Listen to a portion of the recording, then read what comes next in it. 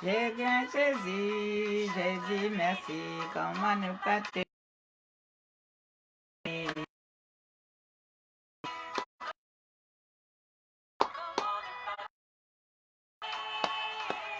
Comment ne pas te louer? Comment ne pas te louer?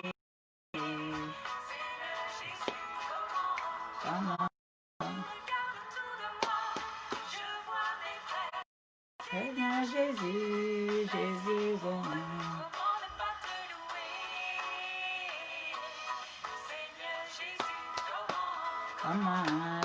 ne pas te louer? Comment ne pas te louer, Seigneur Jésus? Comment ne pas te louer? Comment ne pas te louer?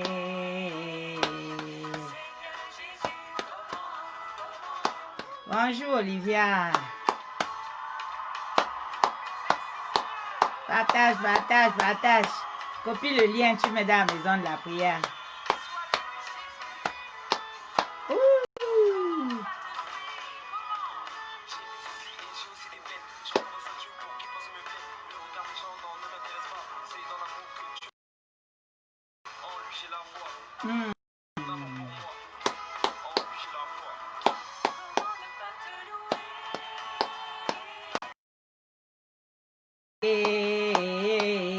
Comment ne pas te louer?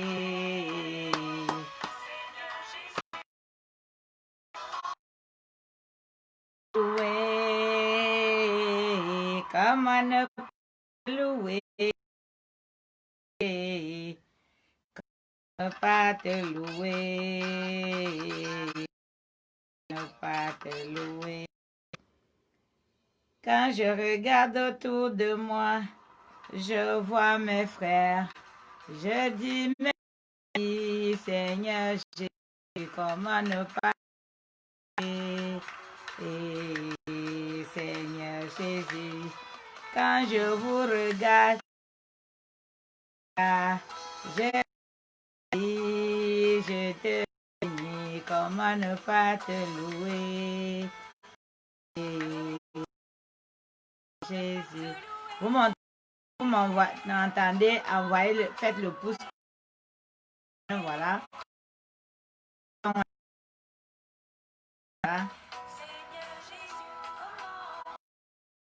Comment ne pas te louer?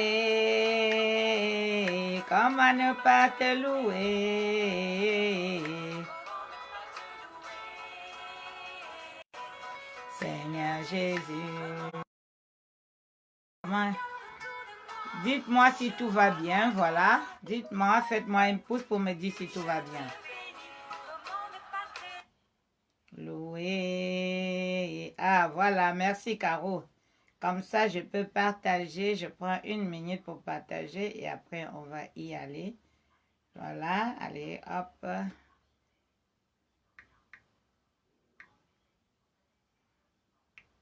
On prend 1 seconde pour partager, voilà. Comme ça, on ne fera pas la fête tout seul. Voilà.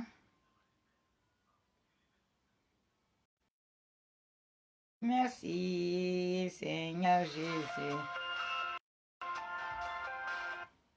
Allô?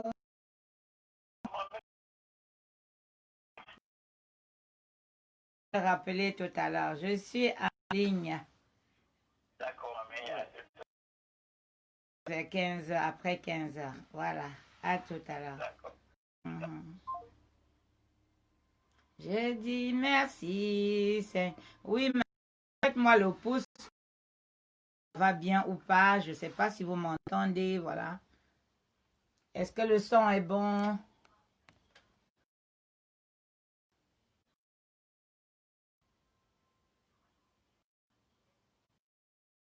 Ouais, sois bénie, maman Ernestine.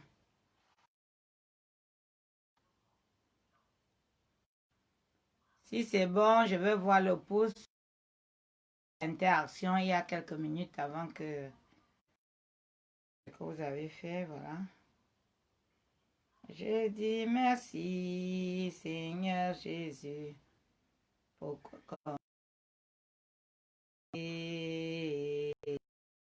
Seigneur Jésus, garde autour de moi, je vous bénis, Seigneur Jésus. Quand je regarde autour de moi, je vois Jésus te louer. Comment ne pas te louer? On a perdu la connexion quelques secondes, mais je crois que ça devrait aller.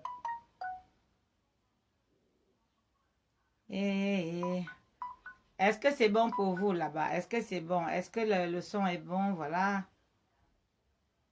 Seigneur Jésus, je dis merci.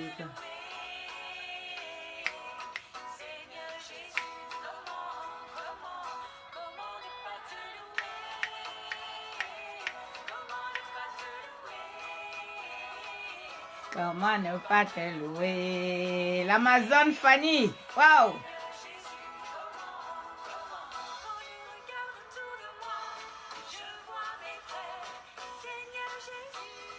Mes salutations à toutes les Amazones humanitaires, toutes celles qui se déploient sur le terrain pour sauver les victimes, voilà.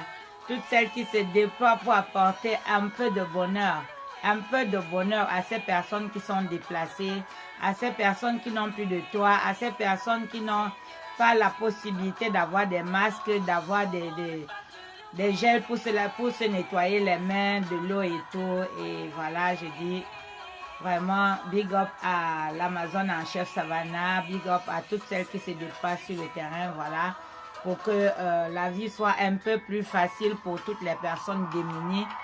Une équipe forte, une équipe formidable qui travaille, et ça c'est l'une des choses que je fais, parce que je suis présidente d'honneur, voilà, des Amazones originelles. Et voilà, mon travail c'est quoi? C'est d'encadrer ces filles qui sont sur le terrain, qui se donnent, qui font du bénévolat pour pouvoir soutenir des personnes qui n'ont rien, qui sont démunies, des personnes qui sont en handicap. Ayant moi-même un enfant handicapé, je sais ce que c'est de ne pas avoir tout ce qu'on désire, de ne pas avoir tout ce qu'on veut, d'être regardé autrement par les autres, et vraiment de sombrer peu à peu dans la dépression. Pourquoi? Parce qu'on a tout perdu.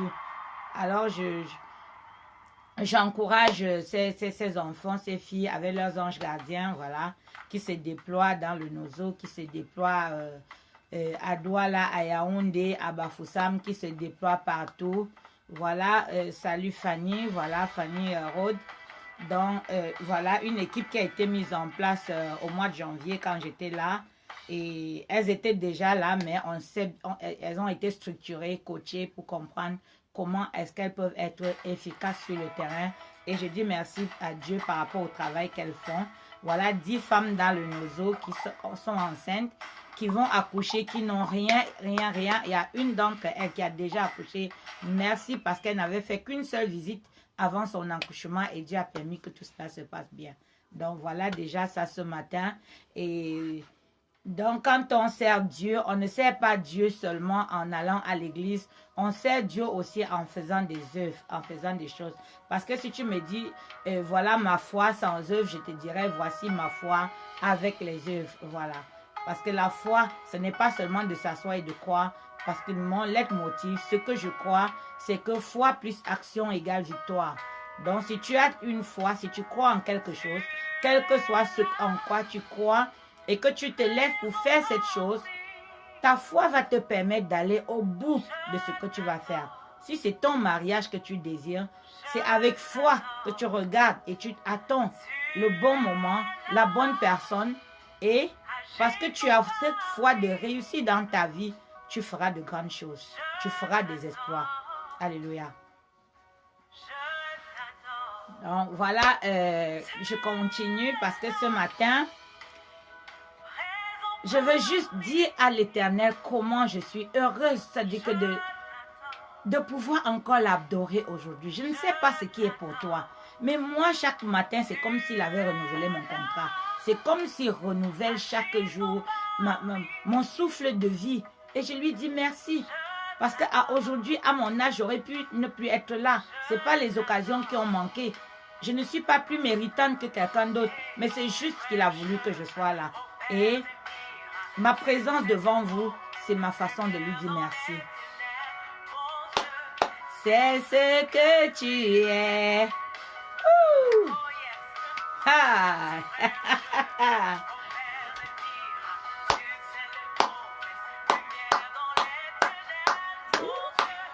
C'est ce que tu es. Je sais pas où tu es. Lève-toi, lève-toi. Célèbre-le avec moi. Célèbre Yahweh avec moi. Parce que moi, c'est le célébrer. Célébrer. Alors, Elia depuis le Cameroun. Alors, envoie-nous un peu de soleil. Parce que là, on en a un, mais il n'est pas encore au top. Voilà.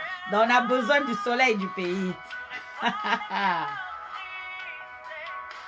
Je t'adore. Hey.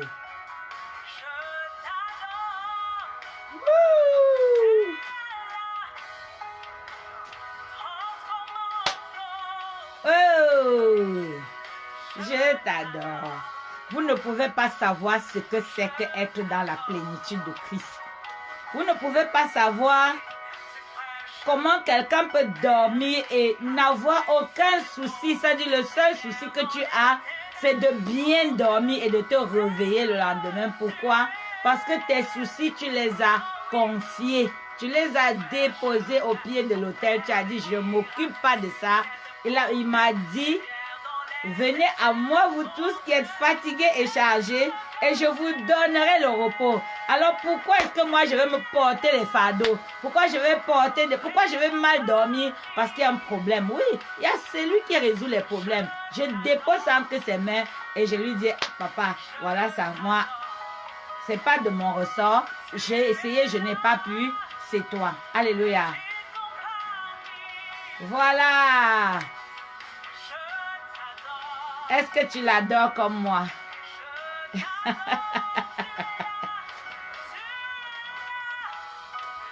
Ah si, femme. J'ai pas encore vu les partages. Parce qu'aujourd'hui, là, on va parler d'un sujet. Je vous annonce la couleur. On va parler des sacrifices. Oui, on va parler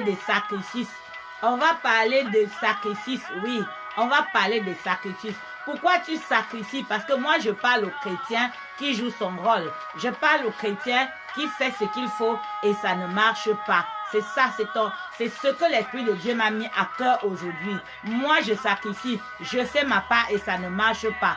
Toi aussi, qui es de l'autre côté, qui passe sacrifier quelque part ailleurs, je vais te dire aussi pourquoi ton sacrifice ne marche pas. Parce que tu fais tous ces sacrifices et ta vie est toujours la même. Tu es toujours dans l'inquiétude, tu es toujours dans les soucis, tu es toujours dans les problèmes. Bonjour Willy, tu es toujours dans les problèmes, ta vie ne change pas. Pourquoi? Voilà, on se pose la question aujourd'hui. On va aborder les vrais thèmes, les vraies questions, les choses qui font mal. Oui, on va aborder tout cela, tout ce que le chrétien se pose comme question tous les jours. Pourquoi je sacrifie et ça ne va pas? Parce que toi qui ne sacrifies pas, tu n'es même pas encore entré dans le tunnel avant de dire que tu n'es pas sorti. Voilà. Parce que la vie a des principes. La vie, que ce soit du monde ou ce soit la vie chrétienne, a ses principes. Dans le monde, tu appliques les principes. Quand tu arrives à l'église, tu ne veux pas appliquer les principes ou encore tu veux appliquer, mais tu n'es pas assez enseigné pour bien les appliquer parce que le Seigneur dit, mon peuple périt faute de connaissance. Alors, je vais prier le Seigneur vraiment de me remplir maintenant pour que le moi se fasse, pour qu'il n'y ait que lui qui vous parle. Qu'il n'y ait vraiment rien de moi dans ce que je vais vous dire. Qu'il utilise ma bouche, ma langue, que je baisse pour qu'il croisse. Afin que ce soit lui qui dise à son peuple ce qu'il doit savoir. Parce que c'est lui qui dit que nous ne savons pas. C'est lui qui dit que nous n'avons... Qui suis-je pour vous dire que vous ne savez rien? Moi-même, je sais quoi? Rien. Ce serait être prétentieux que de dire que je sais. Je sais rien du tout. Je sais rien du tout. Et c'est pour ça que je dis que l'Esprit de Dieu en moi croisse de façon à ce que ce que je vais vous dire ne vienne que de sa motion. Mais avant qu'on entre dans le vif du sujet, pendant que vous partagez, parce qu'il y a quelqu'un quelque part qui est découragé, il y a quelqu'un quelque part qui a régressé. Pourquoi? Parce qu'elle a tout déposé sur l'autel, elle a tout fait et ça n'a pas marché, de sorte qu'elle n'y croit plus, de sorte qu'elle se dit, ah, je laisse aussitôt à Dieu. Oui, qui dit non, vraiment, je n'en peux plus, j'ai tout fait, ça n'a pas marché. Toi qui as tout fait et ça n'a pas marché, ce message est pour toi. Alléluia.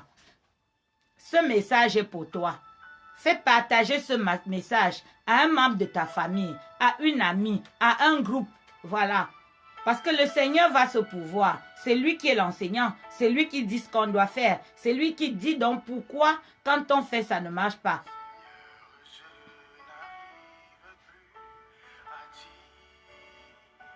Donc, voilà comment tu nais de nouveau. Tu as l'enthousiasme. Tu es à l'église avant qu'on ne dise 1, 2, 3, c'est toi. Quand on dit, voilà, on va faire un propos, tu es la première personne à valider, à mettre ton nom sur la liste pour le propos.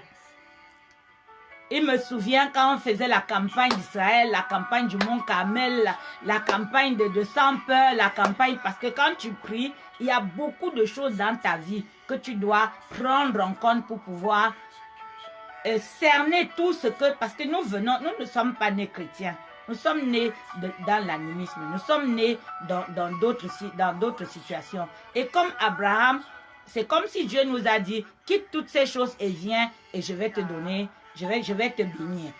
Et tu quittes ces choses et tu arrives, tu n'es pas béni. À la fin, tu ne sais même pas où tu es. Tu ne sais pas si tu dois reculer ou si tu dois avancer parce que tu es au milieu. Tu es impalable.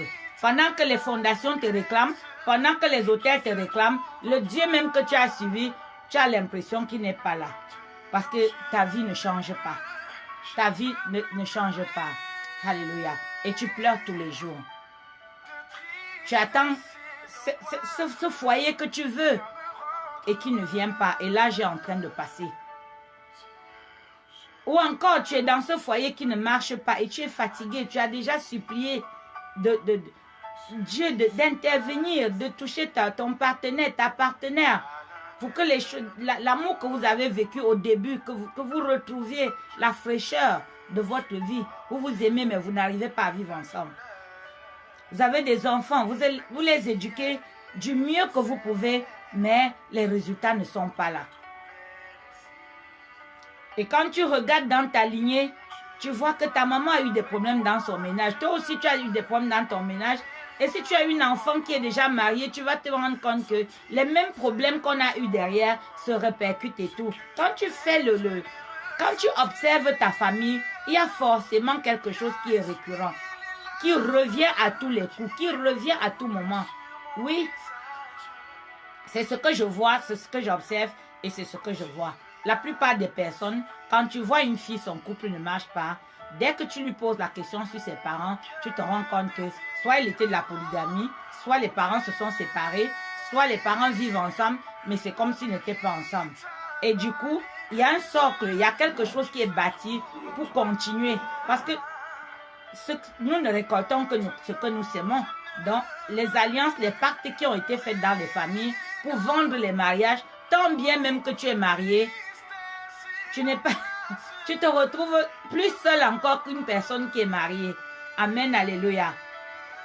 C'est pour vous amener, parce que là, je pose le décor pour qu'on arrive à trouver de vraies solutions, à parler vraiment du sacrifice qui marche, du sacrifice qui est agréable à Dieu. Parce que dans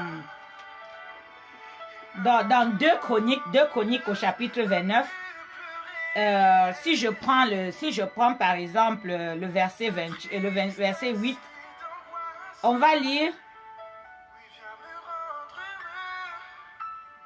Je vais même commencer par le 7, comme ça on va mieux comprendre. Oui, je vais commencer par le 7. Je ne vois pas les cœurs, je ne vois pas les partages. Je n'ai pas vu que vous avez partagé. Faites cette offrande de partage à Dieu. Ce n'est pas pour moi. Ce n'est pas pour moi. Moi, je viens transmettre le message. J'ai besoin qu'on partage pour les personnes qui en ont besoin. Peut-être vous qui êtes de la maison, la prière, vous entendez ça tous les jours. Mais notre travail, c'est de partager parce qu'il dit, faites des disciples jusqu'aux confins de la terre. Et il y a quelqu'un quelque part qui est dans une rupture, qui se passe mal et qui a besoin d'entendre une parole de consolation. Il y a quelqu'un quelque part qui est dans une maison, qui ne sait même pas avec qui parler. Et si tu partages, la personne aura 1 heure dans la présence de l'Éternel. Donc, fais ton travail et Dieu fera le reste.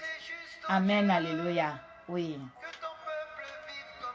Donc, si je retourne au verset 7, dans ces 2 Chroniques, chapitre 29, voilà, et je commence au verset 7. La parole de Dieu va nous dire ceci. Ils ont même fermé les portes du portique et éteint les lampes. Et ils n'ont offert au Dieu d'Israël ni parfum, ni holocauste dans le sanctuaire. Aussi, la colère de Dieu a été sur Juda et sur Jérusalem. Il les a livrés au trouble, à la désolation et à la moquerie, comme vous le voyez de vos yeux. Alors, si quelqu'un me dit que nous ne sommes pas dans la moquerie aujourd'hui, je te dirais que tu n'as pas bien regardé. Si quelqu'un me dit aujourd'hui que nous ne sommes pas dans la désolation, je vais dire que tu t'es confiné au point où même les informations, tu ne regardes pas. Si quelqu'un me dit que nous ne sommes pas dans le trouble, je te dirais, il y a quelque chose qui ne va pas. Peut-être regarde encore bien. Ce sujet est plus que d'actualité. Plus que d'actualité. On va me dire c'est la Genèse. Mais nous sommes quand aujourd'hui par rapport à la Genèse? Et est-ce que ce n'est pas notre quotidien? Est-ce que ce n'est pas ce que nous vivons là maintenant? Et même, ça c'est une grande échelle dans notre vie quotidienne. Qu'est-ce que nous vivons? Combien peuvent dire nous avons assez à manger? Combien peuvent dire je peux voyager comme je veux? Je peux sortir et aller chez ma soeur en lui amenant tous les cadeaux, tous les paquets que je voudrais chez mon frère et que la vie soit joyeuse, que tout le monde soit content et que nous puissions louer Dieu et lui dire Amen, alléluia, papa, nous sommes très très contents. Oui, on est content par la foi. On est content par la foi, mais ta vie, qu'est-ce qu'elle reflète réellement? Alléluia. Quand tu demandes à quelqu'un, est-ce que tu vas bien? La personne dit oui par la grâce. La personne dit oui. Mais au fond d'elle-même, qu'est-ce qui se passe? Au fond, qu'est-ce qui se passe?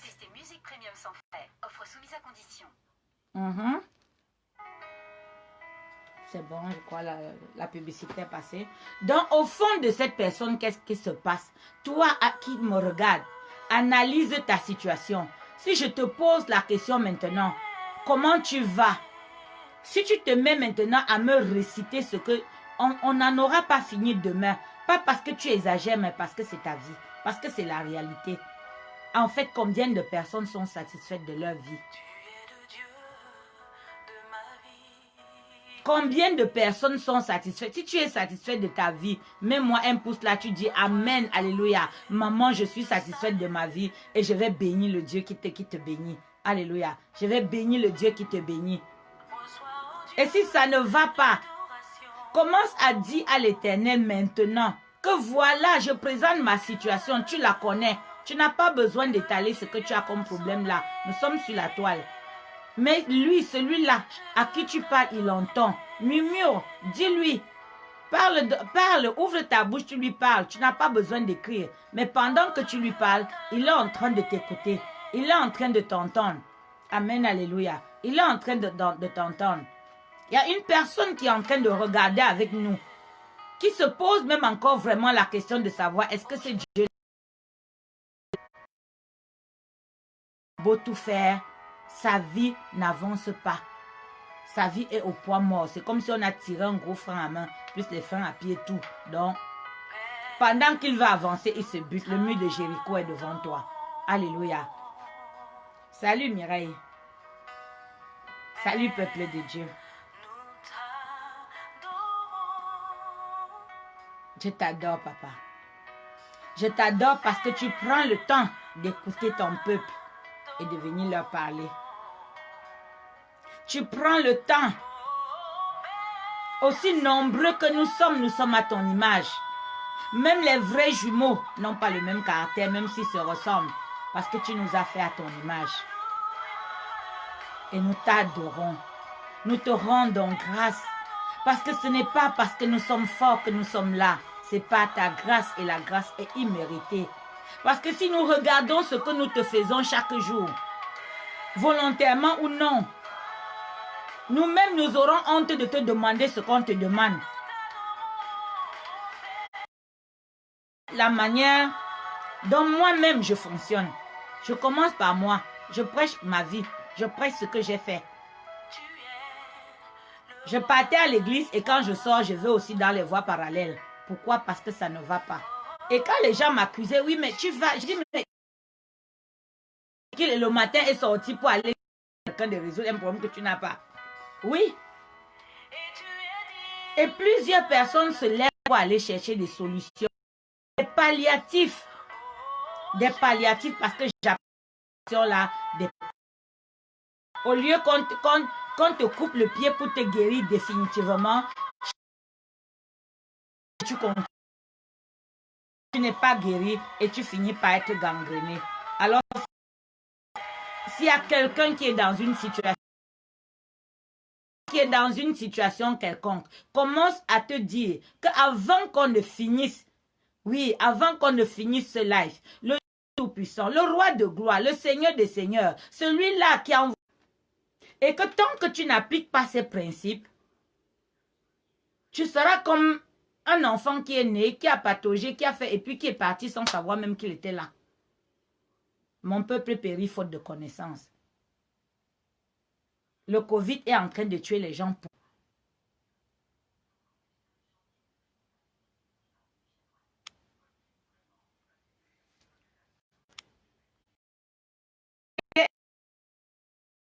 On risque d'avoir des problèmes de connexion tout le temps. À un sujet, sacrifice, se met, qui savent qu'on va percer leur ils ne veulent pas. Parce que tant que tu es aveuglé, ils n'ont aucun problème avec toi. Tant que tu es à l'extérieur et que tu es aveuglé, ils n'ont aucun problème avec toi. Mais dès qu'ils commencent à voir que tu comprends comment tu dois fonctionner pour que tes sacrifices soient agréés, que ça dégage un parfum de bonne odeur devant Dieu, alors là, c'est en ce moment-là. Le Seigneur Jésus, c'est quand il a été baptisé qu'il a entré au désert. C'est en ce moment-là qu'il a eu des tentations. Donc, sache que dès qu'on parle de sacrifice, on touche à la chose qui fait mal. On touche, oui, même toi, dès qu'on te dit qu'il faut sacrifier, la seule personne qui te dit que tu dois sacrifier, que ça ne te dérange pas, c'est le marabout. Même s'il faut prêter, tu trouves. Lui-même, il est chez lui, il prie pour que tu trouves. Mais quel est le résultat? Mettez les cœurs, mettez les cœurs, mettez les cœurs. Ne pas mettre les cœurs là.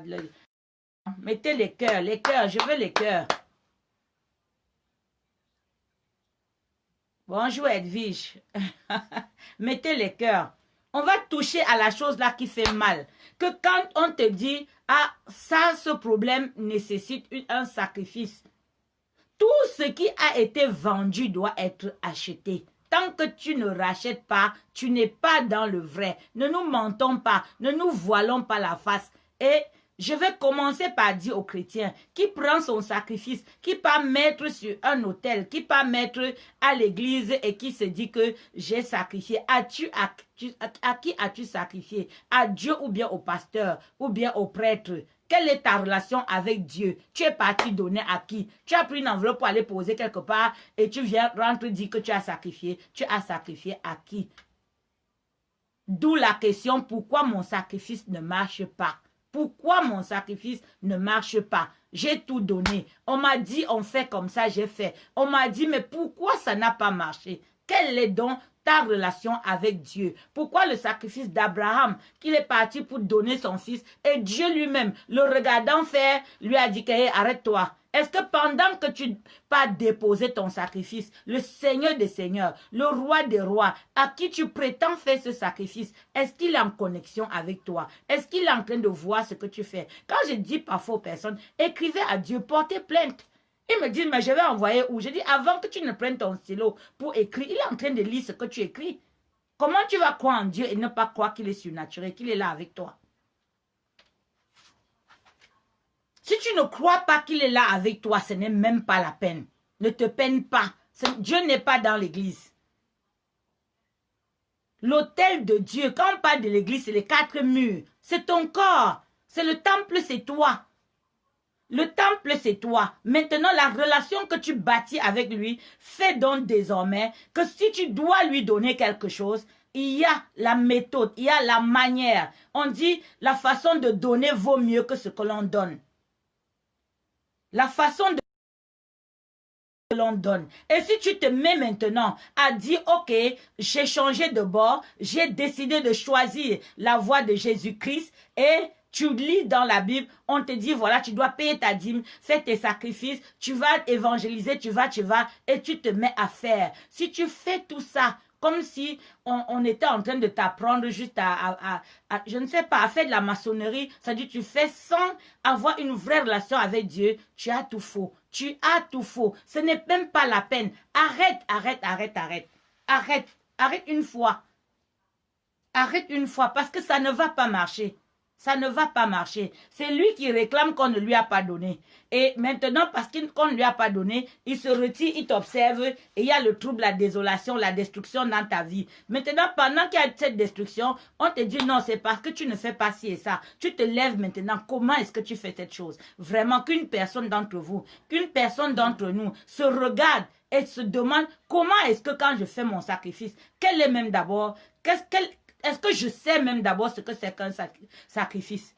Oui. Est-ce que je sais ce que c'est qu'un sacrifice? Ce n'est pas le montant de ton sacrifice qui est important. Ce n'est pas la quantité de ce que tu as donné. Commence déjà par savoir ça. Si tu ne te renseignes pas, si tu ne te fais pas enseigner sur le sacrifice et tu fais parce qu'on t'a dit, oui, c'est différent. Une personne qui se lève et dit, bon, on m'a dit d'aller là-bas, je pars aussi. Et tu pars aussi où? Tu pars aussi où? Même si c'est moi qui te demande et que tu ne sais pas de quoi il s'agit, ne fais pas. Ne fais pas parce que ça ne servira à rien. Alléluia. Ne fais pas. L'autel de Dieu n'est pas l'autel de Baal. Ce n'est pas l'autel de Marabout où tu peux lui donner l'argent et il te dit que va dormir tranquille, je m'en occupe. Oui, ce n'est pas cet autel-là. Ce n'est pas cet hôtel. Lui, reste chez lui, tu le trouves. Hein? Il ne t'appelle jamais. Tu as vu, c'est rare les marabouts que tu vas voir qu'ils ont mis une plaque pour dire que je suis ici. C'est toi-même qui te lèves. Ton problème te chauffe et tu le trouves. Et dès que tu le trouves, il a toujours quelque chose à te dire. Il a toujours quelque chose à te dire. Et quand il va te dire qu'il faut ça, en lui, que tu... En ce moment-là, c'est parce que tu ne veux rien faire. Toi qui es avec Dieu, ce n'est pas seulement ce que tu lui apportes. Le sacrifice qui est agréable à lui, c'est toi-même. Ce n'est pas ce que tu apportes, c'est toi. C'est le don de ton cœur, c'est le don de toi-même. Et si tu viens poser une enveloppe sur l'autel de Dieu, en croyant, après tu vas te plaindre. Oui, mon pasteur conduit de grosses voitures. C'est sa part, c'est son problème avec son Dieu. S'il prend, au lieu de créer des hôpitaux, au lieu de faire des dons, au lieu d'encadrer les veuves et les orphelins, il s'encadre lui-même. C'est son problème. Ça ne te regarde même pas. Parce qu'il rendra compte. Alléluia.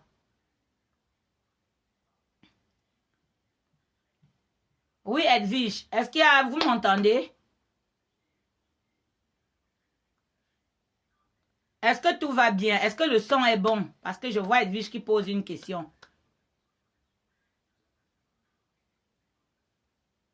Alléluia. Si c'est bon, on avance, on avance. Salut Sabine, on avance. Que la grâce de Dieu soit sur tout. C'est-à-dire que toute personne qui va regarder ce live, qui va regarder cette vidéo, parce que ta vie va changer. Quand tu vas entendre cette vidéo, quelque chose va changer dans ta vie. Il y a beaucoup de personnes qui m'ont interpellé, qui disent, hé maman, ta vidéo sur qui a volé mes pieds. Mais je me rends compte que mes pieds, mais je n'ai pas mes pieds. Parce que je passe mon temps, Au lieu d'aller gagner mon pain, au lieu d'aller, oui, au lieu d'aller gagner mon pain, je suis dans les hôpitaux. Mes pieds m'amènent dans les hôpitaux au lieu d'amener gagner mon pain. Ça veut dire que ce n'est pas là où je voudrais être. Alléluia. Oui.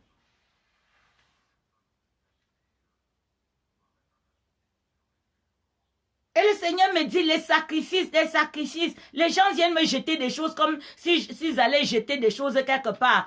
Histoire de dire au pasteur que débrouille-toi avec. Moi, j'ai déjà déposé, débrouille-toi avec. Mais toi, c'est toi que Dieu veut. Ce n'est pas ton sacrifice. Même si tu apportes ton sacrifice, c'est bon. Mais en apportant, où est ton cœur? Où est ton cœur, toi qui apportes le sacrifice?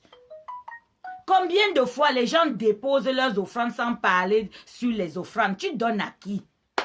Tu donnes à qui? Plusieurs fois, les personnes déposent et moi, je leur dis, mais ce que tu viens de donner là, est-ce que tu as parlé sur ça? Est-ce que tu as parlé? Qu'est-ce que tu as demandé à Dieu? Merci Ernestine, merci Aude. Est-ce que tu as parlé à Dieu? Avant de donner, qu'est-ce que tu lui as dit? Ah non, j'ai oublié. Alors tu es en train de faire quoi? Vraiment, est-ce qu'on est dans les choses que tu vas aller faire parce qu'on t'a poussé de faire? Laisse une fois. Je vais dire aux femmes qui bousculent leur mari, qu'il faut allons à l'église, il faut que tu viennes à l'église. Mon mari ne vient pas à l'église, ne perds pas ton temps. Ce n'est pas toi qui l'appelle, c'est Dieu qui doit l'appeler. Prie pour que Dieu l'appelle. Parce qu'il va venir à l'église, il va s'ennuyer proprement. Et en plus, il ne va pas te laisser prier. Pourquoi tu lèves les mains, il ne va pas soulever. Et au lieu de soulever tes mains, tu vas soulever ses mains. Vous n'avez pas encore vu le cinéma d'un couple qui va à l'église. Couple qui va à l'église et qu'il y a une des personnes qui ne veut pas, il va on va pas lui donner son plat préféré à venir. Il vient, comment les personnes vont déposer leurs épouses à l'entrée de l'église et ils s'en vont, ils attendent la fin du culte pour venir les chercher. Oui, ne le bouscule pas. Ne le bouscule pas. L'affaire de Dieu, c'est un contrat d'adhésion. C'est toi qui choisis. C'est un choix. Dieu n'a forcé personne. Dieu est un démocrate. Démocrate, il est Dieu. Mais pour que tu viennes à lui, même si tu ne viens pas, il ne va pas venir dire oui, je t'avais appelé, à moins qu'il lance sur toi, à moins qu'il ait jeté son dévolu sur toi.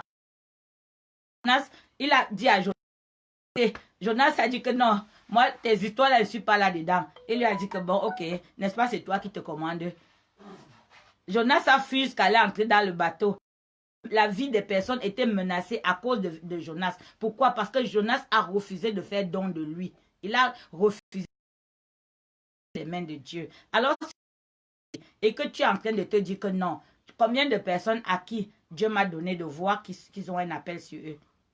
Et quand je leur dis que vous avez un appel sur votre vie, tu dois servir l'Éternel. Je ne sais pas, ça peut être comme pasteur, comme prophète et tout, parce que tu es d'abord conscient. On te dit même d'abord peut-être avant que plus tard, dans le cheminement, les dons arrivent. Donc on peut te le dire sans même que tu saches quels sont les dons qui sont latents, qui sont en toi. Et maintenant, parce qu'on te dit ça, que tu as des dons, en fait, que tu es appelé, je connais beaucoup de personnes qui disent quoi? Quand je regarde la vie d'un prêtre ou bien d'un pasteur, moi, je ne veux pas être comme eux. Ils n'ont pas de vie. D'ailleurs, quand ils font même des délivrances, ils font 3 jours, ils sont malades parce qu'ils ont porté des transferts sur la personne. C'est ton choix. C'est ton choix. Dieu ne viendra pas te forcer.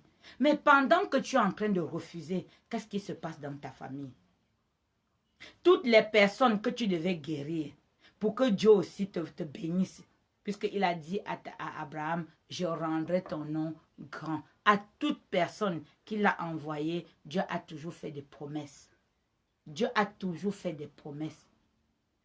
Tu peux ne rien avoir. Tu peux même, c'est-à-dire que ne même pas avoir d'enfant. Parce que nous croyons que c'est avoir un mari qui est être béni. Ou avoir un enfant et tout. Dieu a dit que même l'eunuque, celui-là qui n'a pas d'enfant, quand il est, quand Ésaïe 56 au verset 7, après, je crois dans les autres passages, il dit que même l'eunuque, c'est-à-dire qu'il est là pour les rejeter, les personnes qui ne sont accueillies nulle part. La maison de la prière est leur maison. La maison de la prière est pour eux. Pour ceux qui ne fera pas d'enfant parce qu'on l'a castré, parce qu'on l'a diminué et il est là au service, mais il n'aura rien. Dieu lui dit que non, c'est faux. Ce n'est pas que tu n'auras rien. Les colonnes de ma maison, tu auras ton nom écrit là-dedans. Ta postérité n'est pas seulement l'enfant que tu as accouché. Toi, quand tu dis que le Dieu d'Abraham, tu n'es pas l'enfant d'Abraham. Alléluia.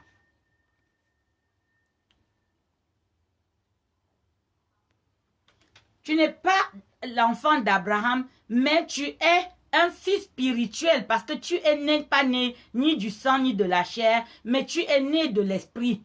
Alléluia. Tu es né de l'esprit. Et en étant né de l'esprit, tu hérites autant que tout autre enfant de Dieu. Donc tu deviens co-héritier. Ce n'est plus l'histoire de père, ton père sanguin ou ta mère de sang, mais c'est les histoires d'esprit. Alléluia. C'est des histoires d'esprit maintenant. Donc, quand Dieu t'a fait une promesse,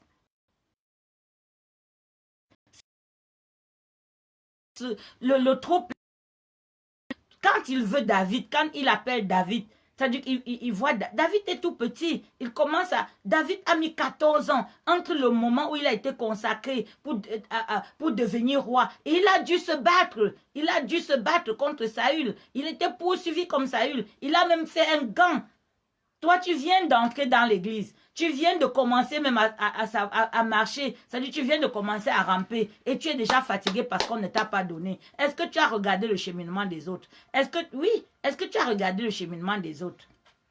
C'est dans la persévérance, dans la vie, tout ce que tu fais. Parce que si tu fais des choses sans savoir comment c'est arrivé, si ça tombe, tu ne peux pas te relever. Pourquoi? Parce qu'on t'avait donné. Tu ne sais pas comment c'était venu. Or, quand tu sais comment tu as cheminé avec lui, quand ça ne va pas, quand un sacrifice ne fonctionne pas, tu rentres devant l'Éternel et tu lui dis, papa, je t'ai donné telle chose et je n'ai pas reçu la réponse. Je n'ai pas reçu de réponse. Daniel est resté. Qui avait qui avait intercepté sa réponse. Ton sacrifice ne marchera pas s'il y a des pactes et des alliances. Gédéon, il a les idoles dans sa famille, qu'il ait renversé des idoles pour que il puisse, même quand les anges étaient là, on lui a donné des instructions et il a dit aux anges, attendez, ne partez pas, je n'ai pas mon sacrifice, mais je vais aller chercher. Et les anges ont entendu. Les seules fois où j'ai vu les anges attendre, parler de sacrifice. Quand on leur a dit, attendez, je vais faire à manger, ils ont attendu. Alléluia. Ils ont attendu. Ne lisez pas la Bible, un roman. Observe des choses et tu seras surpris de voir qu'il y a des petits détails. Tout est dans le détail. Ton sacrifice ne marche pas. Pourquoi? Parce que tu prends le résidu.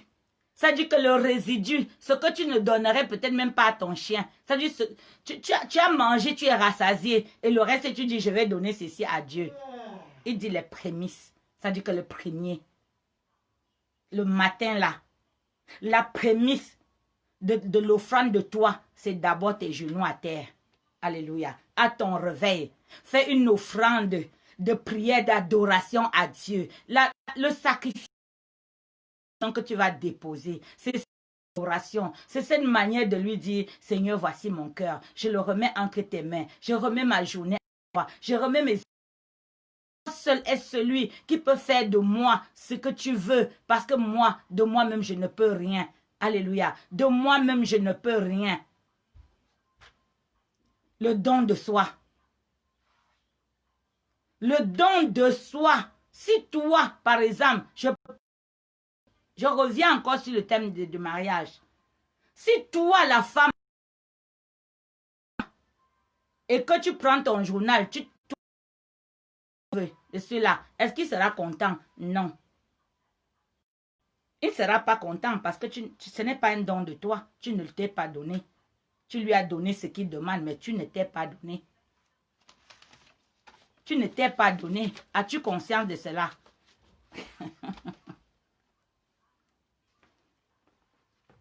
Est-ce que tu as conscience de ça? Oui. Il faut que tu prennes conscience que même dans la relation avec une amie, Tu peux dire, oui, je me sacrifie tous les jours pour elle, mais elle ne voit pas. Est-ce que ce que tu fais avec ton cœur? Ou bien tu te dis, ah, je lui donne les miettes et puis elle n'est pas... C'est ton cœur. C'est ton cœur. Un sacrifice, c'est d'abord qui doit faire mal. Si le sacrifice ne fait pas mal, ce n'est pas un sacrifice. Si un sacrifice ne fait pas mal, c'est que ce n'est pas un sacrifice. Les dîmeurs en savent quelque chose. Quand tu donnes la dîme, tu achètes ta peau. Imagine. La chose est que tu donnes la dîme, ça ne te fait rien. Qui a 3 000 € de salaire et qui après l'impôt, tout ce qui lui reste, il doit donner 280 € pour payer. C'est très dur. C'est très compliqué. Tu imagines ce que tu aurais fait avec cet argent. Ton argent. Ce n'est pas ton argent. C'est l'argent de celui qui garde ton argent. C'est comme si tu refuses de payer les dividendes de la banque. C'est comme si tu refuses de payer le loyer de la maison dans laquelle tu habites. Parce que celui qui garde ton souffle, celui qui donne ton souffle, t'a dit que parce que je t'ai donné ce souffle, parce que je tense le criquet sur tes récoltes, parce que je suis... C'est comme si tu as un carré et il y a le bas. Et il te dit que c'est moi qui garde le bas. Si on enlève le bas, tout se verse. Malgré tous les côtés, là, si le bas est enlevé, ça ne sert à rien. Alléluia. Ça ne sert à rien. Quand tu te rends compte que le sacrifice, parce que j'appelle aussi dîme un sacrifice, parce que pour faire la dîme, c'est ce qui est le plus difficile à un chrétien. C'est-à-dire que savoir que les 10% de ce que tu fais ne t'appartiennent pas. Ça ne t'appartient pas. Ne mets même pas ton cœur sur ça. Ce n'est même pas un sacrifice. Ce n'est même pas un sacrifice parce que ça ne t'appartient pas. Il t'a dit, voilà, telle partie de ce que tu as est à moi. Ce sont tes impôts à Dieu. Amen. Ce sont tes... Paye ou ne paye pas, il ne viendra pas t'arrêter pour ça. Aucun. Si un pasteur te force à payer la dîme, dis-lui non. Parce que la dîme est volontaire. C'est toi qui choisis de donner. Et si tu ne sais pas pourquoi tu donnes, ne donne pas. Ne donne pas. Si tu ne sais pas pourquoi tu donnes, ne donne pas. Ne donne pas. Parce que c'est bien écrit de la sorte, mets-moi. Ce qui fait que quand tu es de Covid, que moi je dois guérir. Pourquoi? Parce que je travaille pour toi. Parce que dans mon travail, oui, parce que voilà quelque chose qui va te sauver. Voilà quelque chose qui peut sauver un membre de ta famille. Parce que tu vas présenter cette offrande que tu fais volontairement à Dieu. Alléluia. Que tu fais volontairement à Dieu en lui disant, Seigneur, voilà, moi je fais ma part et je sais parce que si tu as la dîme de Dieu, dans ton sac, une enveloppe de dîmes. Le voleur ne peut pas voler ton sac. On ne vole pas Dieu. Même s'il vole ton sac, il va revenir te donner la dîme de Dieu. Mais est-ce qu'on sait même qui est ce Dieu-là? Est-ce que tu sais même qui est ce Dieu? Anne lui a seulement dit que si tu me donnes cet enfant-là, je vais te le redonner. Il a dit d'accord. Il a dit d'accord. Et il lui a donné un enfant. Et quand Anne a fait le vœu, c'est-à-dire qu'Anne n'avait même pas l'objet de sacrifice. Elle n'avait même pas l'objet de sacrifice. Alléluia. Envoyez les cœurs, partagez, partagez. N'allez pas à l'église pour contenter quelqu'un. N'allez pas payer la dîme pour contenter quelqu'un. Paye la dîme parce que tu es convaincu que c'est ma... soigner les gens. Mon argent ne sera pas cette réclamation. Il payera. Il a dit, j'ai trouvé une rançon. J'ai trouvé une rançon. Quand ça n'a pas marché pour son peuple, il a donné son propre fils. Alors si tu traites avec quelqu'un qui a donné le sacrifice des sacrifices, c'est-à-dire qui a pris son fils, qui a fait descendre son fils sur terre, fais attention. Ne lui jette pas les miettes et tu lui dis que contente-toi de ça. Tu joues avec qui? Tu crois que tous les sacrifices que tu apportes pendant que tu fais des péchés à gauche et à droite, après tu viens déposer le sacrifice, il ne prend même pas. Il ne regarde pas. Va dans Ésaïe 58. Va au verset 6 et tu vas voir le jeûne. C'est-à-dire que même le jeûne, le Seigneur n'agrée pas n'importe quel jeûne. Même le jeûne que tu fais, c'est pour toi, ce n'est pas pour lui. C'est pour élever ton esprit. Et il te dit que le jeûne qui m'est agréable, c'est quand tu nourris quelqu'un qui a faim. C'est quand tu habilles quelqu'un, oui, c'est quand tu habilles quelqu'un qui est dans le besoin. Alors si tu ne connais pas la vraie nature de Dieu, ne va pas dire à quelqu'un je n'ai pas reçu. Va apaiser tes douleurs à l'église et puis tu rentres chez toi. C'est tout. Parce que la plupart des personnes qui partent parce qu'ils sont dans le besoin. Si quand leur besoin est déjà résolu, tu vois leur manière de faire. Le zèle s'arrête là. C'est fini. Dès qu'il cherchait le mari, il a le temps du mari, maintenant il n'a pas le temps de Dieu. Et je suppose que même avec Abraham, Dieu a dû lui dire que donne-moi Isaac parce que depuis que tu as Isaac là, je n'arrive même plus à te parler. Je n'arrive pas à te voir parce que tu cours derrière ton fils tout le temps. Donne-le-moi. C'est quand il a compris que là maintenant, non, c'est moi qui l'aime. Même si c'est l'enfant que je lui ai donné, que je réclame, il va me donner. Il lui a dit que non, non, non. Laisse ça, c'est moi qui vais le faire. Ce n'est pas ton fils, c'est mon fils que je donnerai. Alléluia. Oui, pourquoi est-ce qu'Abraham n'a pas donné son fils et que c'est Dieu lui-même qui a donné son fils?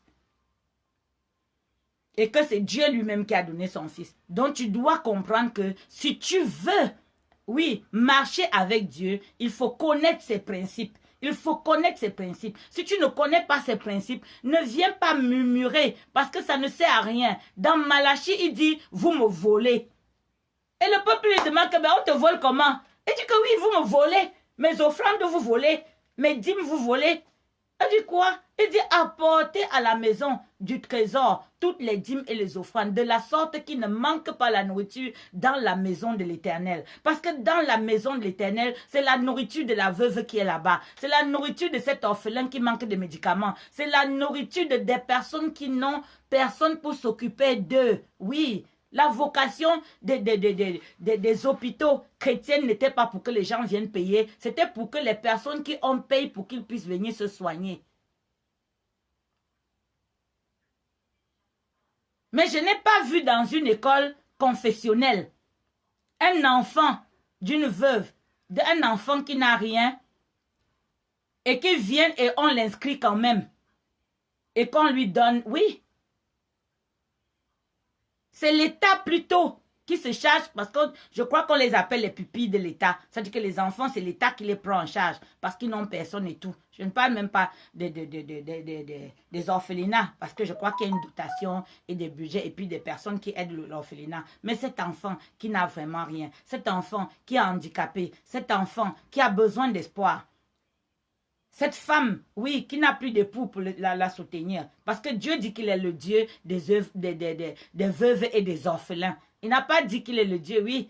Il a dit qu'il est le Dieu des veuves et des orphelins. De la sorte que quand tu fais une œuvre de Dieu, dans ce que tu fais, tu dois avoir la part que tu réserves aux veuves et aux orphelins. Si on vient déposer sur ton autel, ce n'est pas pour ton bien-être. Ce n'est pas pour que tu achètes la plus belle voiture. Ce n'est pas pour que tu ailles habiter la plus belle maison. Non, il y a ta part dedans parce que le sacrificateur mange sur l'autel. Oui, mais tu n'as pas de biens propres. Quand je lis bien, dans la, je ne sais pas, je crois que c'est dans Genèse ou dans Exode, je crois que c'est dans Genèse, où il a fait la part des sacrificateurs. Il dit que ma part, c'est votre part.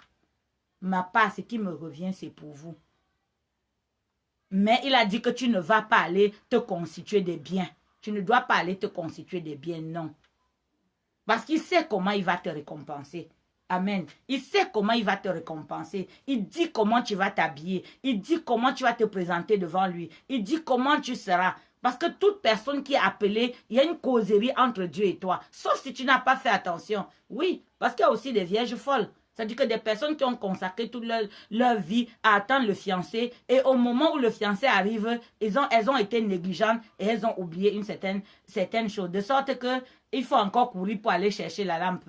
L'huile pour mettre dans alors qu'elles auraient été prudentes. Il y a les prudentes, il y a des folles. Donc, dans tout service, dans toute chose, il y aura toujours deux parts, le bon et le mauvais. Que le mauvais ne vienne pas te faire. Le gars mauvais. Ton sacrifice ne marche pas. Pourquoi? Parce que tu ne parles pas sur ton sacrifice. Même toi qui peux au village faire les libations, est-ce que tu fais quelque chose sans parler? La vie et la mort sont au pouvoir de la langue. Et tu viens déposer ton sacrifice sans parler. Même quand je dépose ma dîme, je rappelle à l'Éternel que tu as dit que de la sorte, mets-moi à l'épreuve. Seigneur, quelle que soit la maladie qu'il y a dans ma famille, quelle que soit la stérilité qu'il y a dans ma famille, que cela s'arrête pendant que je dépose, oui, je dépose. Chaque mois, tu renouvelles ton contrat avec lui. Chaque mois, en déposant, tu reparles avec lui. Ça te donne une occasion d'être en face de lui. Parce que ce qui le concerne, quand tu mets, il prend. Quand tu donnes, il prend. Alléluia. Abraham a dit quoi? Que attends ici, je vais aller vous faire manger. Il est parti demander à Sarah que, pardon, faire manger. Il y a les anges. Même arrivé chez Lot, Lot les a reçus pour les défendre. Lot a donné vierge. Ces personnes-là, ouais, ne faites pas du mal aux hommes qui sont entrés chez moi. Ils étaient des anges. Du mal. Je vous donne mes 2 filles qui sont vierges. Ils ont dit non, pas tes filles, c'est eux qu'on veut. Et est-ce que vous qu'est-ce que l'autre parlementaire encore dehors, ils l'ont tiré. On va régler le problème pour lequel on est venu. Et ils ont tiré l'autre et en tirant l'autre à l'air, ils ont aveuglé. Ils ont aveuglé tout ce qui était dehors. Ce qui fait que ces personnes ont passé la journée à chercher la porte. C'est comme ça que tes ennemis, quand tu es un sacrificateur, quand tu es une personne qui dépose tes offrandes sur l'autel de Dieu, tes ennemis vont passer la journée à te chercher. Tu seras devant eux, ils ne te verront pas. Alléluia. Ils ne te verront pas. Ils chercheront ta porte toute la journée devant ta porte et ils ne verront pas parce que l'Éternel les aura aveuglés. L'Éternel les aveuglera. Partagez, partagez, partagez. Je ne vois pas les cœurs. Je ne sais pas comment les cœurs. Si ce que je dis ne te bénit pas, amen, amen. C'est facile, non? Ton doigt, tu mets les cœurs. Oui, amen, alléluia. Merci Willy pour l'acclamation, c'est pour l'Éternel. Acclame le Seigneur. Merci pour les acclamations. Acclame, oui. Quand tu l'adores, la louange et l'adoration. Si tu l'adores, il n'envoie pas l'ange, il vient lui-même. Je vous ai dit que la connexion va déranger pour à la chose qui fait mal. Tant qu'un chrétien n'est pas un qui dîme, qui fait des offrandes, qui balaie, c'est-à-dire qui joue son rôle plein. Parce que le chrétien est sur l'autel, le pasteur, le prêtre fait son travail. Tu dois faire ta part. Et ça, il n'aime pas, Il va trouver pas que tu as. Si tu gardais ça, tu allais faire telle chose avec. Il vient murmurer. Et tu tiens ton offrande entre les mains. Tu dis que l'argent, si c'est mon dernier repas, si j'avais mangé. Et la femme qui a donné ses 2 deniers, c'était tout ce qu'elle avait. Et le Seigneur Jésus, ça a fait qu'elle a figuré dans la Bible. Alors qu'elle a donné le plus petit. C'était ce qu'elle avait. C'était elle-même qu'elle a donné. Puisqu'en donnant, elle n'avait plus rien. Et le Seigneur, regardez la veuve de Sarepta. Quand la veuve de Sarepta a donné son tout, c'est-à-dire ton tout. Elle a déposé son tout. Parce qu'elle a mis sa vie en challenge. Elle a dit, c'est tout ce que j'ai. Dans tous les cas, même en ne donnant pas, demain c'était fini. Pourquoi est-ce que Dieu a envoyé Élie qui sort de 2 ans, de 3 ans dans la vallée de Kérit, là où c'est le corbeau qui le nourrissait matin et soir. Il lui apportait quoi? Pain, viande, chaque jour pendant 3 ans. Tu es là, tu manges le riz, le manioc, le plantain, après demain les pâtes et tout, et tu n'es pas content. Et voilà un homme de Dieu, je dis bien un homme de Dieu. Élie qui a fait descendre le feu sur le mont Carmel. Élie que Jésus a appelé sur la croix. Ce même Élie, oui, qui a vécu dans la vallée de Kérit. Parce qu'on cachait. Dieu va te cacher à un moment donné. Dieu va cacher ta vie à un endroit. Dieu va te cacher pour que tes ennemis ne te voient pas. Parce que ta mission n'est pas terminée. Ta mission n'est pas terminée. Et Dieu va te cacher. Alléluia. Dieu va te cacher. Et pendant qu'il te cache, on est en train de dire confine-toi. Confine-toi, pourquoi? Parce que Dieu est en train de te cacher. Pour que l'ennemi qui est en train de faire à dehors ne te voit pas. Et pendant ce temps, tu dis non, j'ai seulement envie de manger telle chose. J'ai seulement envie de faire. Et tu sors pour aller acheter cette chose et tu te croises avec l'ennemi. Pourquoi? Convoitise. Tu aurais pu te contenter des pâtes qu'il y a chez toi, de ce qu'il y a chez toi, tu dis non, je mange d'abord ce qu'il y a chez moi. Et c'est quand ça finit que je vais sortir. Il y a le sacrifice. Le Seigneur lui-même, est-ce qu'il est content de garder Élie dans la vallée de Kérit? Puisque le roi Akab le cherchait pour le décapiter parce qu'il avait tué 400 prophètes de Baal après le mont Carmel. Quand il a fait descendre le feu, il leur avait dit que nous on fait un pari. Moi je sais sur quel Dieu je compte. Alléluia. Je sais qui est le Dieu que je sers. Qu'est-ce qu'Élie se moquait? Allez lire le passage. Il dit que votre Dieu dort. Criez encore plus fort. Peut-être qu'il va entendre. Alléluia. Et à l'heure où c'était son tour, il dit qu'apportez encore l'eau. Apporter, quand tu as un Dieu que tu sers, dont tu es sûr, tu ne peux pas. C'est-à-dire, ça sera comme si tu étais orgueilleux, alors que c'est juste ton assurance, c'est juste ta foi, c'est juste que tu sais que celui qui croit en Dieu ne sera point confus. Celui qui s'est donné totalement ne sera pas confus. Ce n'est pas le fait que tu es d'enfant ou de mari, ou de travail, ou de quoi que ce soit. Il dit qu'il comble ses bien-aimés même quand ils dorment. Il te donne ce qu'il veut, quand il veut. Pourquoi tu veux forcer sa main? Pourquoi? Tu sais que tu es né pourquoi? Tu sais que tu es né pourquoi? Quelle est ta mission de vie? Ton destin, c'est quoi? Venir te marier, faire des enfants et mourir? Mais attends, quand il a fait le déluge, là, ça lui a fait quoi? L'éternel reste éternel, que tu te maries ou pas. Et d'ailleurs, dans les béatitudes, je n'ai pas vu qu'il écrit quelque part, heureux celui qui a un mari. Heureux celui qui a une femme. Mais Dieu a dit qu'il n'est pas bon que l'homme soit seul. Il a donné un conseil. Il n'est pas bon que l'homme soit seul. L'apôtre Paul a dit que celui qui brûle de désir se marie. Mais aujourd'hui, le mariage est devenu autre chose. Aujourd'hui, les gens pensent qu'il suffit de s'asseoir et de dire je vais me marier. Bon, l'homme m'a dit que je suis bien, on se marie.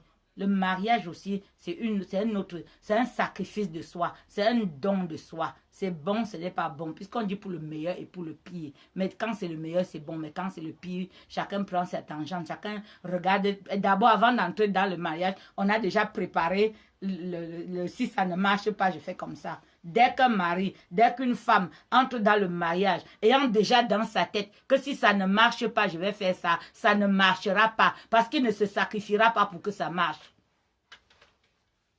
Il ne se sacrifiera pas pour que ça marche. C'est comme le même chrétien qui entre à l'église en disant que ah, si ça ne va pas, je vais aller à tel endroit. Tu as déjà une solution de rechange. Tu as déjà une solution de rechange. Dès que tu as cette solution de rechange, tu ne te sacrifies pas. Tu ne te donnes pas. La preuve, quand tu vois une maman qui lutte pour son enfant. Tu as déjà vu une femme, son enfant a de la fièvre, son enfant est malade. Ah.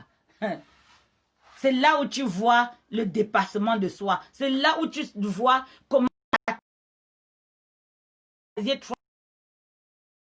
elle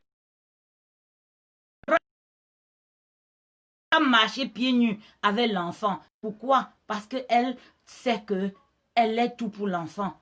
Et elle doit... Il y a des mamans qui ne mangent pas pour donner leur repas à l'enfant. Il y a des papas qui passent le temps au travail. Pourquoi? Parce qu'ils ont plusieurs enfants. Ils n'ont plus de vie. Parce que leur vie, ils le sacrifient pour leurs enfants. Mais si tu fais des enfants, Dieu, où est ton Dieu? Ce que Dieu nous a donné est devenu Dieu pour nous. C'est-à-dire que la maison que Dieu t'a donnée est devenue plus importante que le Dieu qui t'a donné cette maison. Parce que de toi-même, voilà, comme a dit une dame, il a mis pause, mais alors plaît. Mais alors plaît. Tout ce qui était important pour nous, aujourd'hui n'a même plus de sens. Tout ce que tu avais cru que... Donc, voilà comment la connexion nous menace un peu, mais par la grâce de Dieu, ça va aller. Par la grâce de Dieu, ça va aller.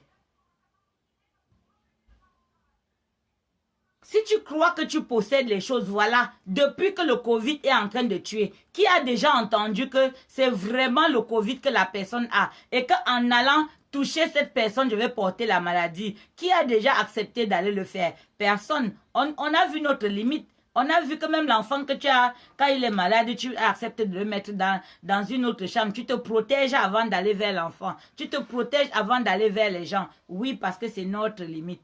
Parce que c'est notre limite. C'est notre limite. Dieu, il n'a pas de limite. Dieu, il n'a pas de limite.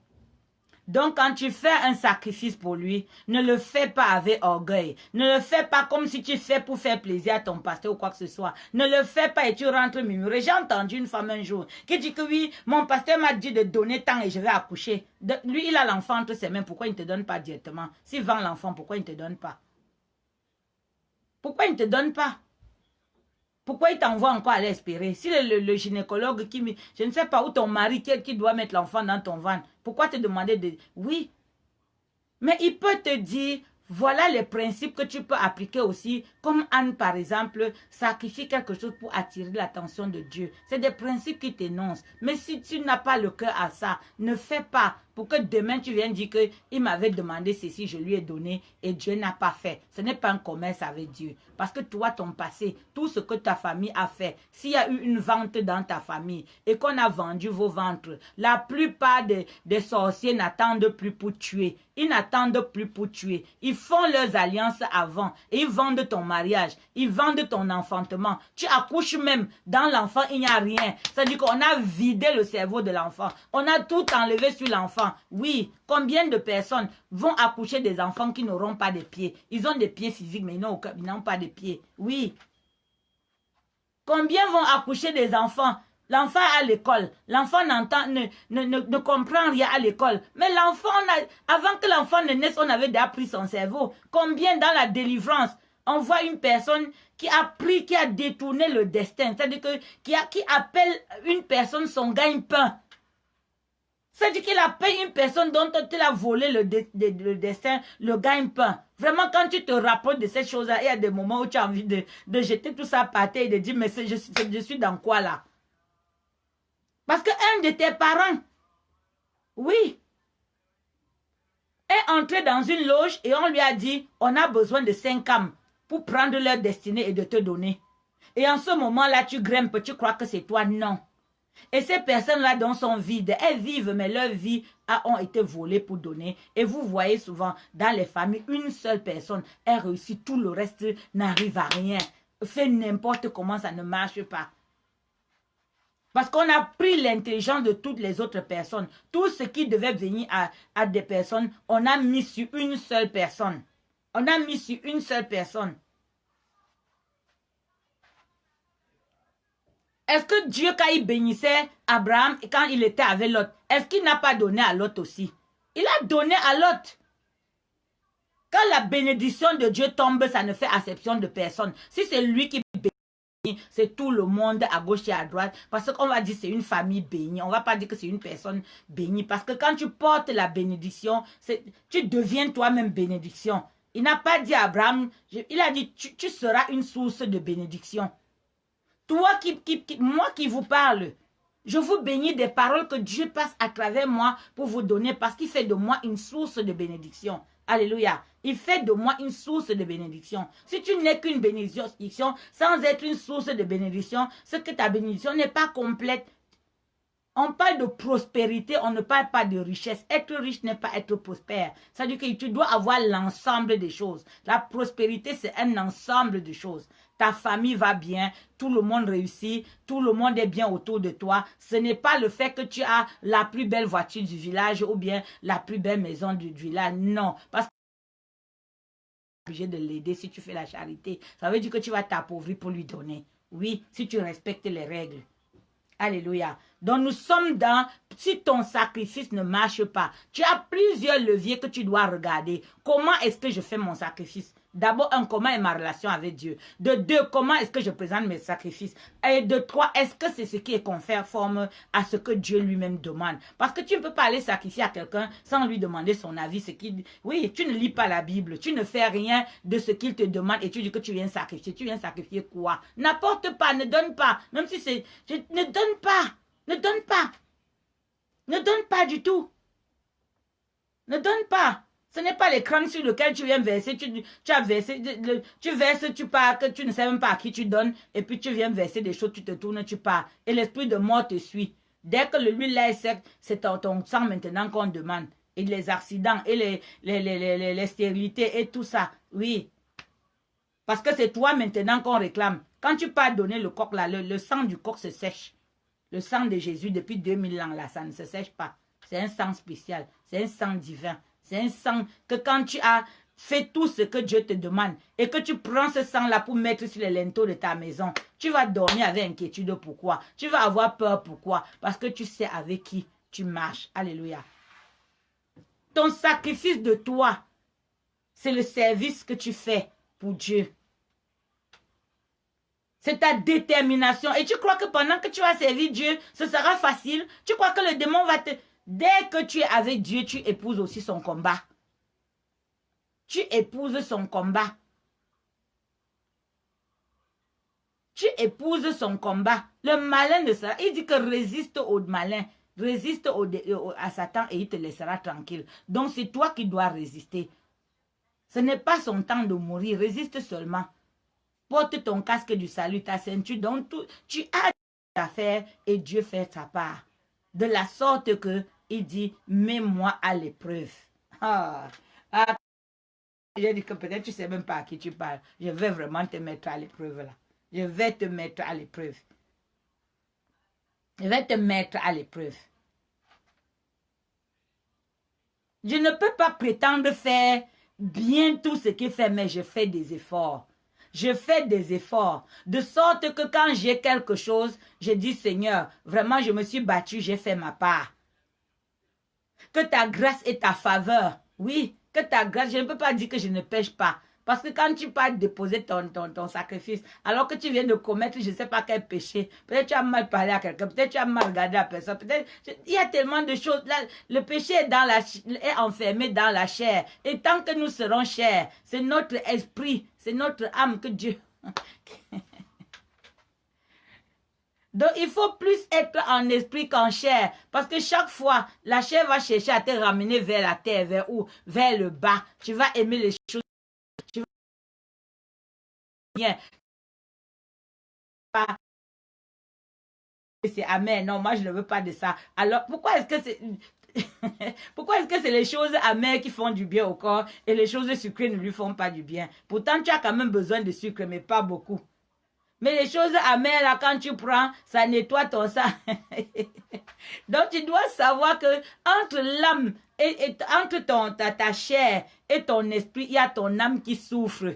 L'âme est tantôt tirée par la chair, tantôt tirée par l'esprit. Et quand il est tiré par l'esprit, quand il s'élève, il t'élève en même temps. Tu fais des choses spirituelles, tu fais des choses qui vont vers Dieu. Et tu vas dire, ah, moi, j'ai pas d'inquiétude, mes lendemains sont assurés. Je vis à l'ombre de El Shaddai parce que je demeure, oui, je demeure à l'abri du Tout-Puissant, oui. Et je dis, mon Dieu, ma forteresse, mon refuge, par ces temps troubles, tu es dans l'assurance, oui. Tu es dans l'assurance, pourquoi? Parce que tu sais en qui tu as cru, parce que tu sais le Dieu que tu sers. Tu sais le Dieu, oui. C'est ce même Dieu qui va te préserver, que tu vas prendre des risques, tu vas aller à des endroits et... Parce que tu étais obligé d'aller travailler, parce que tu étais obligé d'aller faire ces choses, le Seigneur va te protéger. Il est ton refuge, il est ta protection. Mais quel sacrificateur es-tu? Quelqu'un va venir te dire, depuis qu'il demande l'enfant à Dieu, il ne me donne pas. Toi-même, tu lui sais à quoi pour qu'il te donne encore un enfant qui ne va lui servir? Oui, toi-même, tu lui sais à quoi? Il te doit quelque chose, il t'a donné la vie. Qu'est-ce que tu lui as fait avec ta vie? Pour qu'il te donne encore une autre vie. Mais regarde, de balayer tout le monde et de laisser 8 personnes. Mais tu es qui pour venir lui dire que pas donné ceci. Toi-même, tu fais quoi pour lui? Amen. Quoi pour lui? Ne reste pas le mendiant de bonheur. Tu veux que Dieu te donne un mari. Tu dis chaque fois que je demande à quelqu'un, qu'est-ce que tu veux que Dieu fasse pour toi? Vraiment pour prier pour toi, tu voudrais que Dieu fasse quoi pour toi? La personne a une longue liste comme ça. Et après, je demande que bon, maintenant, qu'est-ce que je vais lui dire que toi aussi tu vas faire pour le supplier, pour lui dire que bon, voilà, voilà tel qui est venu te voir. Tu m'as mis comme intercesseuse pour que, comme tu entends ma voix, comme tu réagis à ma voix, la personne est venue vers moi pour que je parle pour elle. Mais toi, maintenant, tu me donnes quoi pour que je parle? Il y a beaucoup de guérison. Quand tu leur demandes seulement de télécharger qui leur permet d'assister à la prière qui va les guérir, ils ne le font pas. Ils ne le font pas. Ils veulent faire de toi un marabout. Prie pour moi. Non, je ne prie pas pour quelqu'un. Viens prier pour toi. Parce que quand le Seigneur descend là, il descend pour tout le monde. Pendant qu'il bénit là, même moi aussi je suis béni. Je sais faire, c'est seulement amener les personnes, oui. Amener les personnes à savoir exactement quelles sont les conditions dans lesquelles elles vont se trouver pour favoriser la présence de Dieu dans leur vie. Tu dis à quelqu'un, la personne est prête à acheter un sac ou bien quoi, mais acheter un téléphone dans lequel il va télécharger. Maintenant, c'est obligé. Maintenant, c'est obligé. Tous ceux qui font le téléenseignement, tous ceux qui sont en train de faire le télétravail ne s'ennuient pas chez eux. Pourquoi? Parce qu'ils ont quelque chose de plus. Ça va devenir maintenant quelque chose par lequel tu es obligé de passer. On nous a obligés à acheter des tickets sur des bornes. À l'époque, il y avait quelqu'un au guichet. Maintenant, tu arrives, tu payes sur la borne. Ça va être pareil. Tu sais chose pour avoir d'autres personnes qui se sont moquées quand j'ai commencé à faire l'église en ligne. Aujourd'hui, ils ont vu que tout le monde, c'est le Seigneur.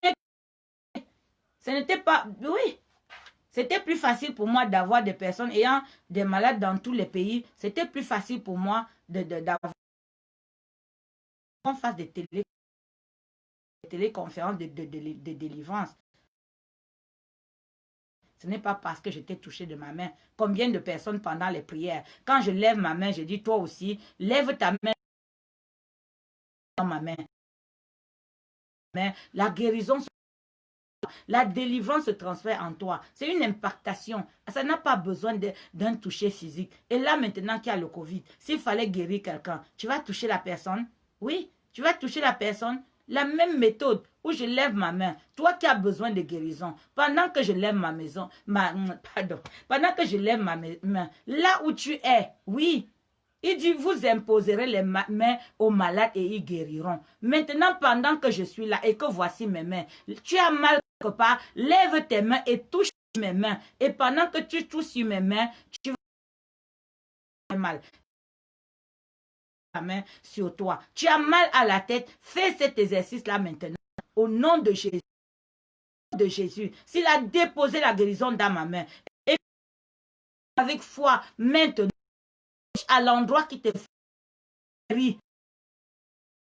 Si tu regardes mes mains, oui, nos pasteurs, quand ils nous ont formés dans les prophétiques, ils dessinaient leurs mains, ils photocopiaient leurs mains. Ils disent que tu as mal et que tu ne peux pas venir à l'église. Crois et que tu touches sa main, tu guéris. Pourquoi? Parce que est disponible dans sa main. Ce n'est pas quelque chose de physique qu'il porte dans la main. C'est l'esprit qui est véhiculé à travers. Maintenant que tu touches, c'est comme ça que l'esprit, au nom de Jésus. Tu touches la main, le dos. Si tu ne peux pas amener ta main, c'est un mouchoir que tu poses sur ta main et que tu mets sur ton dos. L'esprit dit bien va aller localiser. C'est pas la, ce n'est pas de la magie, c'est la foi. Il a dit voici les signes qui auront cru. Les malades guériront. Alléluia. Il répandra son esprit sur reçois cet esprit, tu reçois un mandat pour délivrer, pour guérir. Tu as autorité pour parler aux démons et il s'en va entrer dans les pourceaux comme le fou de Gadara. Tu reçois le mandat. Le diable n'a pas peur des prières, il a peur de l'autorité. Il a peur de l'autorité. Quand tu touches ma main là, et que tu avais mal quelque part, et que ce mal, qu'il soit physique ou qu'il soit spirituel, dès le moment où tu appliques l'Esprit de Dieu, tu appliques l'Esprit Saint sur ton corps, sur une partie de ton corps, si pendant qu'on est en train de parler, tu as un mal dans ton corps récurrent, prends ton verre d'eau, prends ta bouteille d'eau, et quand tu vas prendre cette bouteille d'eau et que tu vas la lever juste pendant que je suis en train de parler, pendant que je suis encore là, l'Esprit de Dieu va descendre une notion de guérison dans cette eau et tu la boiras et tu vas guérir au nom de Jésus. J'ai dit au nom de Jésus, tu vas guérir. Si tu avais des troubles dans ta maison, si tu avais des troubles, au son de ma voix pendant que je parle, tu prends cette même bouteille d'eau et que tu la lèves et que tu asperges dans ta maison. L'Esprit de Dieu qui sera descendu dans cette eau, au son de ma voix, qui sera descendu dans cette eau, va purifier, assainir ta maison. Tu dois faire ces actes-là toi-même. Tu dois apprendre à le faire avec foi et cela va se passer. Et là où tu ne dormais pas, tu vas commencer à dormir. Là où il y avait la stérilité, le Seigneur va apporter, oui, va apporter parce que c'est des esprits qui apportent la sécheresse. Il y a des personnes, ils ont des mains, mais ils ont des mains sèches. On va parler de ça le mercredi prochain, l'esprit de la main sèche. Oui, de la main sèche. Mercredi prochain, je vous promets de vous parler de l'esprit de la main sèche. Quand tu as hey, alléluia. Mercredi, je vais vous en parler. Donc, soyez tous bénis, gardez la foi et sachez que c'est pas la foi. C'est pas la foi. Si tu as adhéré, tu n'as à te plaindre ni de ton pasteur, ni de ton église. Ta relation avec Dieu, telle que tu l'as bâtie, telle tu vis en Christ. Alléluia. Il te mettra à l'épreuve. Ne crois pas que parce que tu as Dieu, tu ne vas pas passer par les épreuves. L'or a besoin de passer par le feu. L'or passe pas, il ne brûle pas. Le diamant,